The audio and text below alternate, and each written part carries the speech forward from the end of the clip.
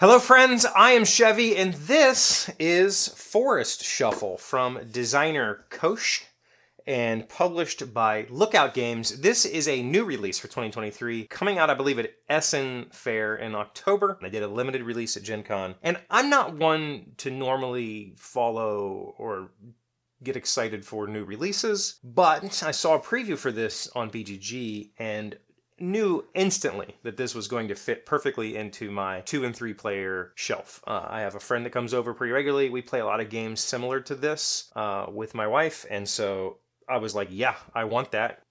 Here it is. Forest Shuffle is a tactical card game for nature lovers. That's what it says. That's it. Life is bustling in the local forest. Animals scurry around the clearings looking for edible plants and insects. Some prefer the dense treetops, others the lush undergrowth, and only feel comfortable in the shelter of trees. It's a tableau builder. It's a very clever tableau builder, but it's a tableau builder. And it's made up of just a deck of cards. You're building a forest. You're going to have a hand of cards. There's a hard limit of 10 cards in hand. So if you already have 10 and you need to draw, too bad. And in that hand of cards, you're going to have trees, and they are the main component of your forest. They have 4 spaces, one on each side, to hold a plant or animal or insect. And those cards are all split in half. So you could play this card as either a tawny owl or a common toad. Cards that are split in half, I don't have any in my hand. I'm really good at this. Here, we'll take my boar here. So if I wanted to play this card, I could put it either on this side of the tree or on this side of the tree. So I'd either get the deer or the boar. Okay? That's the basics of the game. Super simple turns. You either play a card or you draw 2 cards. That's your only choice. To pay for cards when you play them, they all have a cost in this upper left-hand corner of their area. So like the split cards might have 2 different costs. For instance, this Goshawk, this thing costs either 2 cards to play it as that, or the hedgehog you can play costs 1 card. So when you play this, say I wanted to play this hedgehog over here on my oak tree, I would put him down, and then I would have to discard 1 card from my hand to pay for him. So I will discard, actually, let's discard this fur.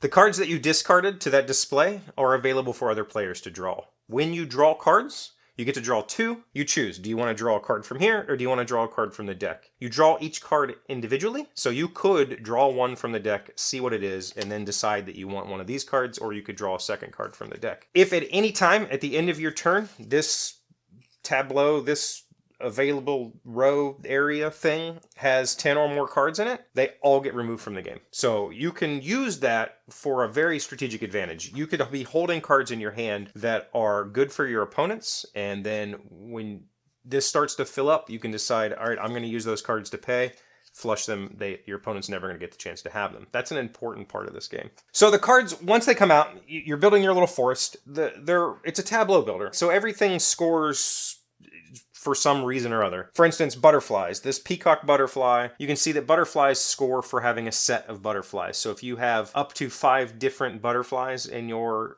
tableau, you're going to score 20 points for all 5, not each. Fireflies score for having fireflies. Oh, the little acorn is points, by the way. This red squirrel scores 5 if it's on an oak tree, which I did plant it on a... Planted? Do you plant squirrels? I don't know. It is on an oak tree, so it's worth 5 points for me at the end of the game. Bats score 5 points if you have at least 3 different bats. So there's all sorts of little things like that. There are cards that score for having different types of iconography. For instance, this roe deer that I have, he scores 1 point or 3 points for every one of this symbol. This symbol happens to be the horse chestnut symbol. So each tree has its own unique symbol, and there are cards that key off of that. Additionally, so each tree has a symbol, all of the cards also have similar symbols. So there's a little twisty-bisty, there's a little something here. When you play some cards, do I have any out here? Oh, let's take the roe deer that I was looking at earlier. If I play this roe deer, it costs me 2 cards to play it. However, if I pay for that cost, that's what this little hourglass symbol, if I pay for its full cost with cards that are showing that symbol, so if I had, here we go, If I have these 2 cards in my hand, I play my roe deer, I discard these 2 cards, they both share the symbol, I get to do this special ability. This is draw 1 card. With that, there's a little bit of strategic choice when you're playing these cards. Obviously, the roe deer, he scores you points for having that symbol, but if you discard them, your opponent could pick them up just to keep you from getting those points. He's actually really strong. I've had a few of those score me like 40 points before. There's obviously things that break the rules. For instance, rabbits or European hares, there can be any number of them here. There are common toads, you can have up to 2. There's cards that score for having other kinds of cards in play. The hares, they increase, each one increases the value of all hares. So it's a tableau builder. And I will say, this takes up quite a table space. You'll usually have like 10 to 15 trees in play at the end of the game. So you're going to need a pretty big space to play. Might be a drawback for some, so I wanted to mention it. Also, by the game end, we should talk about that. At the bottom of this deck, during setup, you shuffle in winter cards. They look like this. They say winter is coming. And when the 3rd one of these is drawn, the game is over. So when you draw a winter card, it gets discarded, you replace it. The first 2 that you draw are kind of just like a tension builder. You go, ooh, the game's about to end. And then when you draw the 3rd one, the game ends immediately and you don't even get to finish your turn. Like, that's it. The game ends, done. So it's a very fast and quick game. 2-player games for us take about a half an hour, if that. Maybe even faster if we're just breezing through it real quick. And it's fantastic. It's a really good game. There's lots of cool abilities like taking extra turns or getting discounts on things or getting to play extra stuff. For instance, when I play this silver fur, if I pay for its price in silver fur cards, I get to play a free animal.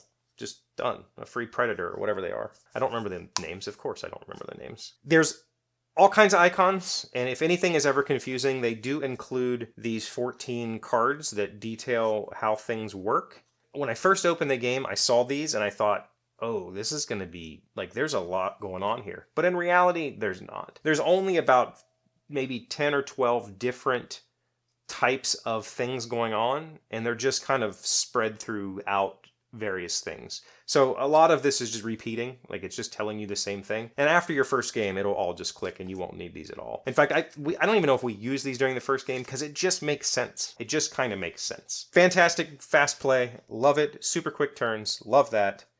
Very, very good game.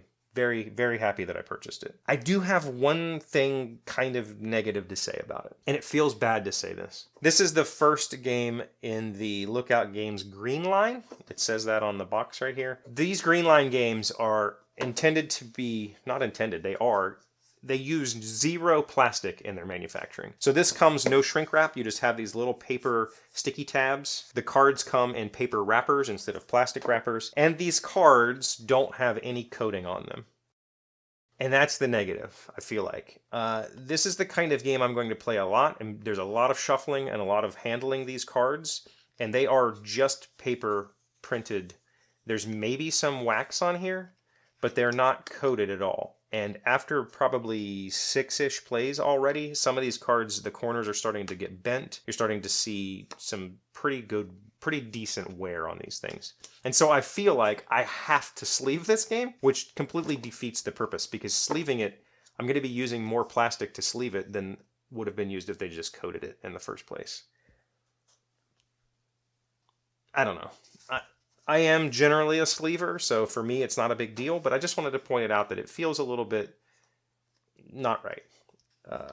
Otherwise, fantastic game. Yeah, that's Forest Shuffle from KOSCH and Lookout Games. Fantastic. Really excited about it. Coming out at Essen. You should check it out. Thanks for stopping by. Thanks for watching this video. If you like what I'm doing here, please consider the bell and the subscribes and the YouTube stuff. I really appreciate it. See you on the next one.